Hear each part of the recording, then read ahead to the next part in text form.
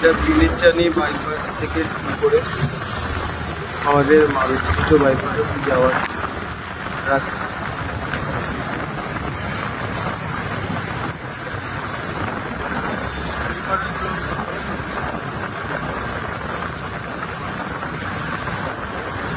এই যে টার্নিংটা আছে, যদি আর একটু ভালো হতো, ওই জঙ্গলগুলো কেটে দিত তাহলে ভালো হতো।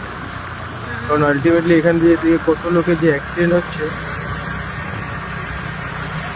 বলার কথা।